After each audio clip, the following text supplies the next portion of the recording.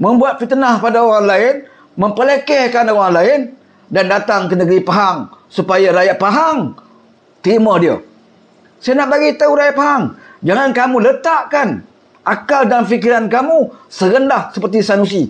Jangan kamu letakkan akhlak kamu yang sekarang ini dalam keadaan baik jadi serendah-rendah akhlak Sanusi. Ini saya nak bagi tahu. InsyaAllah kalau saya sampai ke Pelangai, kalau saya diberi kesempatan untuk berkempen, inilah yang akan saya katakan kepada orang Pelangai. Saya nak bagi tahu orang Pelangai, ya, di Pelangai ini ada 3 Felda.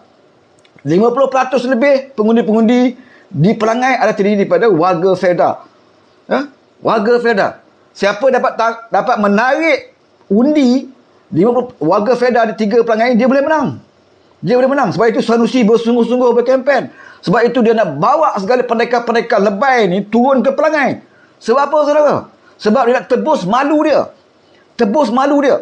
Dalam PRN baru-baru 6 buah negeri, mereka kecewa. Mereka gagal rampas Selangor. Seperti mana yang mereka janjikan, yang mereka inginkan. Mereka gagal rampas Negeri Sembilan.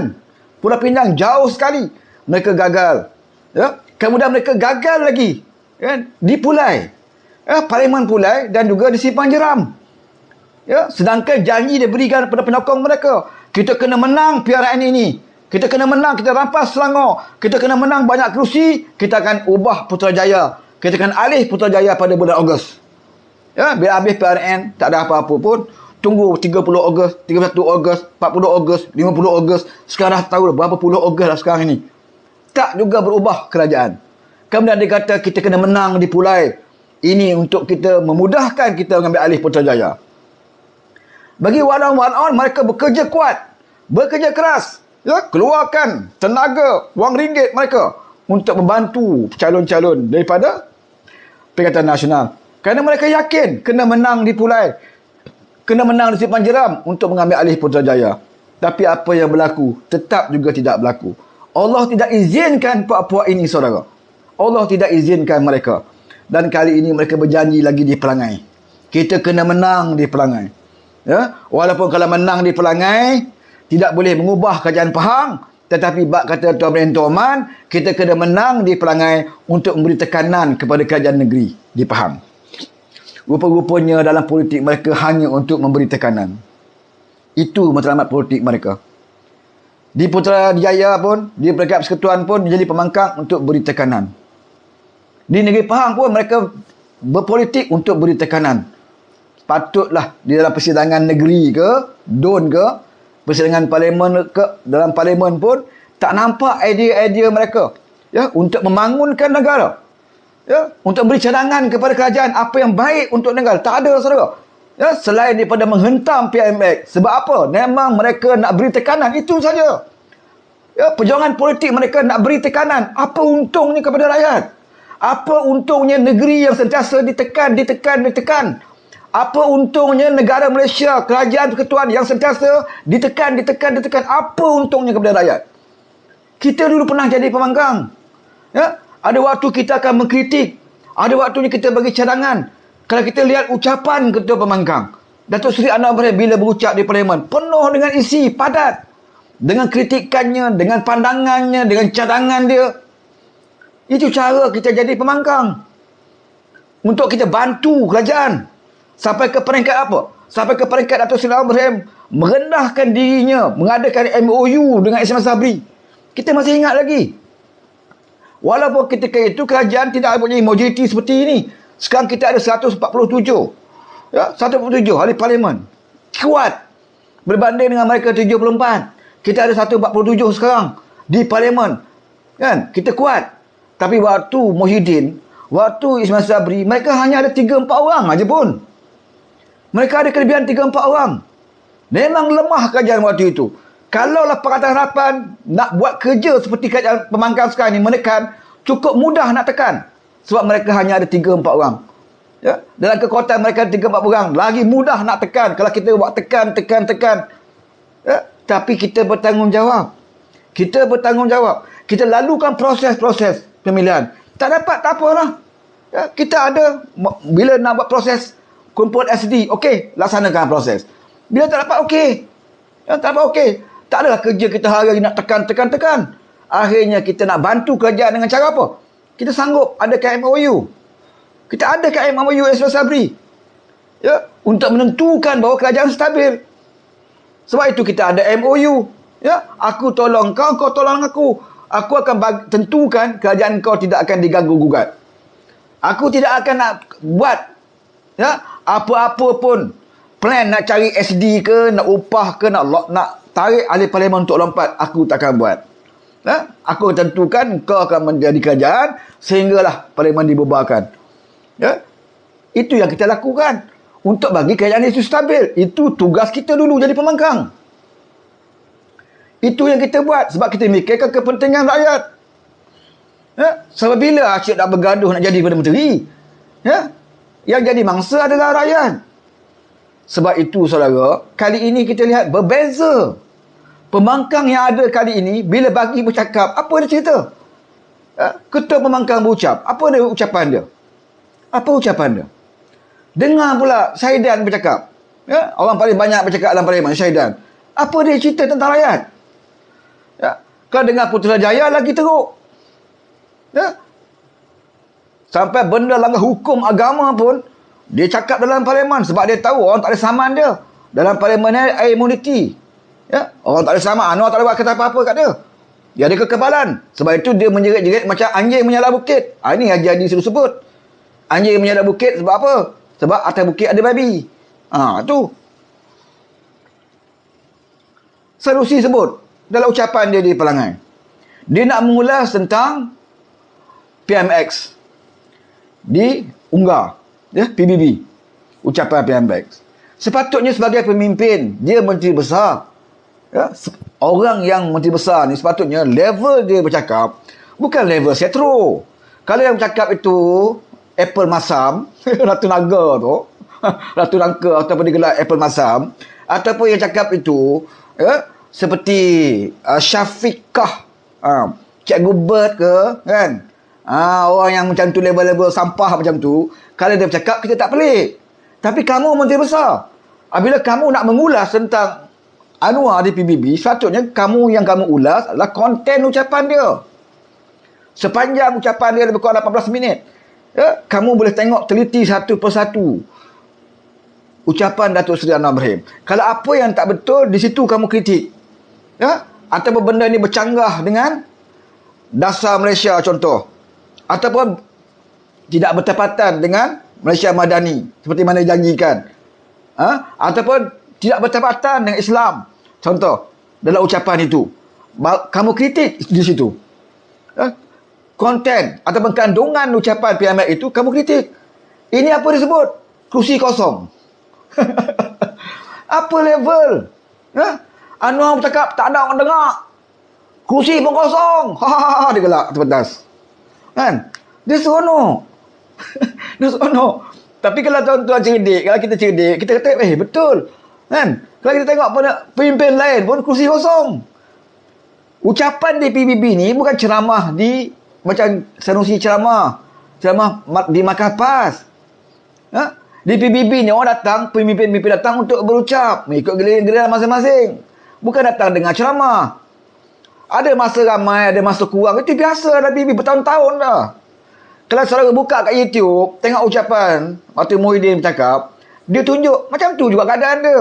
Ismail Sabri pun pernah bercakap kat PBB masa dia Perdana Menteri. Macam itulah keadaan dia. Ya, apatah lagi Anwar berucap selepas Perdana Menteri Israel. Ya.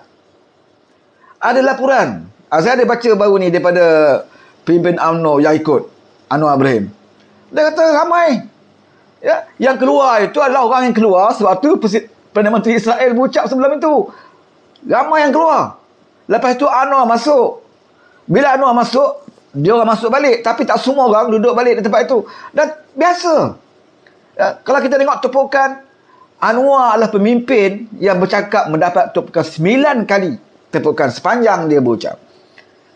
Tidak ada pemimpin lain yang berucap mendapat tepukan seperti mana Anwar Ibrahim. Bahkan Presiden Iran sendiri berucap. Dia siap angkat Al-Quran. Berucap angkat Al-Quran. Itu pun orang tak tepuk. Iran. Negara yang dipuja-puja oleh lebay.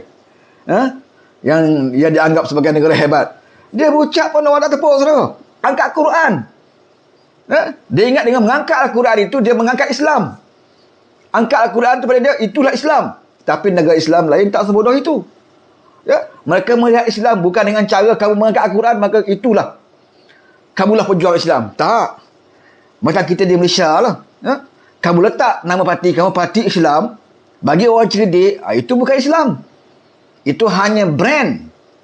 Islam itu hanya jenama yang kamu letakkan kepada parti kamu. Yang kita nak tengok, perbuatan kamu. Yang kita nak tengok adalah pelaksanaan kamu. Apakah kamu parti Islam yang betul-betul melaksanakan akhlak kepribadian Islam itu.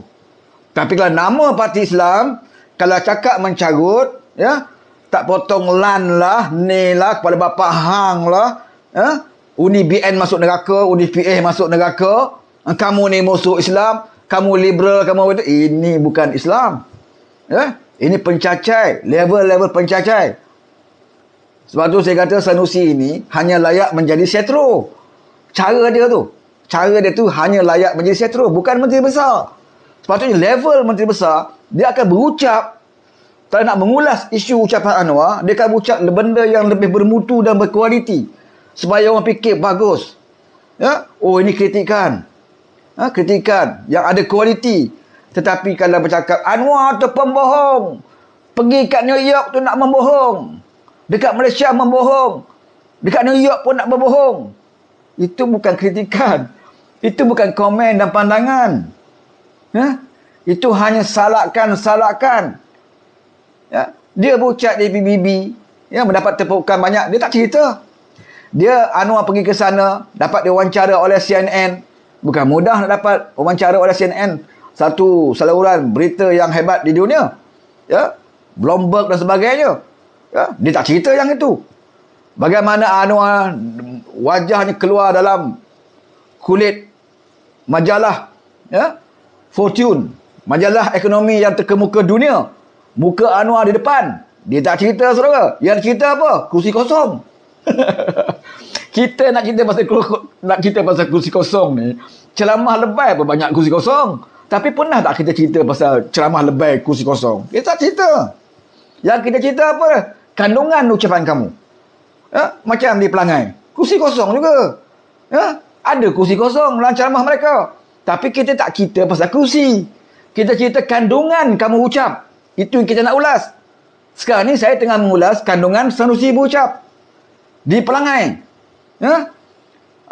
Bila dia nak memulai isu Anwar Ibrahim, tak habis-habis berbohong. Sampai ke New York dia bohong. Dia ulas juga pasal khutbah. Macam tu juga. Oh, khutbah. Orang Pelangai ni setiap minggu jadi khatib. Setiap minggu baca khutbah, tak keluar paper pun, tak keluar surat khabar pun. Ini ke level menteri besar. Menyamakan imam kampung dengan Perdana Menteri. Itu kan level dia. Betul lah, mana kampung bukan di Pelangai saja, di mana kampung pun Tok Imam baca khutbah hari Jumaat. Biasa, saudara. Takkan semua kampung nak keluar surat khabar. Tetapi yang jadi bahan berita, apa dia? Takkan surat khabar nak jadi bahan berita di kampung Jeneri, kampung Sanusi itu, imam baca khutbah. Ada surat khabar nak ambil? Sahabat tak ambil, saudara. Mereka akan ambil bahan berita yang ada nilai. Yang ada nilai. Kalau Sanusi baca khutbah, mungkin dia akan ambil. Pasal Sanusi menteri besar. Masalahnya Sanusi baca khutbah atau tidak? Kalau Sanusi menjadi imam solat jenazah, mungkin surat khabar akan ambil sebab Sanusi menteri besar. Pernah tak Sanusi jadi imam solat jenazah? Seperti PMX. So jadi imam solat dia boleh. So dia baca doa dia boleh. So dia baca khutbah dia boleh. So baca Quran dia boleh. So dia solat jenazah, imam solat jenazah pun dia boleh. Pergi ke Amerika. Masjid Amerika itu di New York itu adalah masjid terbesar di New York. Menjadi masjid sejarah. Dan tidak ada satu pemimpin negara luar pun. Tidak ada satu pemimpin, bukan saja di Malaysia. Tidak ada satu pemimpin di mana-mana negara pun yang pernah diberikan kesempatan dan peluang untuk baca khutbah di masjid tersebut. Kecuali Datuk Seri Anwar Ibrahim. Pemimpin Iran ke, Arab Saudi ke, Indonesia ke, Brunei ke, tak pernah mereka dapat kesempatan dan peluang untuk membaca khutbah di masjid di New York tersebut. Kecuali Datuk Seri Anwar Ibrahim. Sepatutnya kita bangga. Kita bangga. Tak kira lah politik apa pun. Sekurang-kurangnya nama Malaysia tercatat di situ. Seorang pemimpin daripada negara luar daripada Amerika Syarikat membaca khutbah di New York. Patut kita bangga. Tapi kalau ada hati busuk, hati busuk ni saudara, orang baca khutbah pun kita kutuk. Kalau ada hati dah busuk, kan? Oh, Anwar baca khutbah, bohong. Bohong orang mereka boleh lah. Orang mereka apa tahu apa? Anwar bohong. Dia ingat Anwar baca khutbah bahasa Melayu. Orang mereka tak tahu. Anwar baca khutbah dalam bahasa Inggeris. Semua qariah dalam masjid tu semua tahu bahasa Inggeris. Ada rakyat tempatan. Ada rakyat Malaysia, pelajar-pelajar Malaysia yang dah bertahun-tahun duduk dalam mereka tahu berbahasa Inggeris. Dan Anwar berkhutbah dalam bahasa Inggeris. Nak bohong apa lagi? Kalau Sanusi pergi situ, saya tak tahulah bahasa apa dia pakai. Bahasa Kedah. Kalau Sanusi bercakap dekat mereka, saya rasa dia pakai bahasa Kedah lah. Kalau dia baca khutbah, dia cakap kepala Bapak Hang. Memanglah Mas Ali tak tahu. Kepala Bapak Hang. Bagi peluang Sanusi naik atas member tu bercakap. Alhamdulillahirabbil alamin, dia baca khutbah. Wal aqibatu lil muttaqin wala udwan illa 'alal zalimin. Kepala Bapak Hang. Orang pun orang masjid tak tahu apa, takbir. Semangat nampaknya MB Kedah ni, padahal dia maki orang. Pasal orang tak faham. Saya jaga Kedah. Tapi Anwar tahu ramai jemaah itu adalah orang tempatan Amerika, kemudian ada penuntut kita, student kita dan rakyat Malaysia. Jadi nak meraihkan keseluruhan jemaah, gunakan satu bahasa Inggeris supaya semua faham. Semua faham. Jadi nak bohong apa? Yang kamu dengki sangat Sanusi, pasal apa? Kenapa Haji Hadi tak pernah dapat peluang? Kalau Haji Hadi dapat peluang jadi baca khutbah di Masjid New York, Haji Hadi nak cakap bahasa apa? Pernah dengar Haji Hadi cakap Inggeris? Siapa di sini pernah dengar Haji Hadi cakap bahasa Inggeris? Cakap bahasa kebangsaan pun tak betul.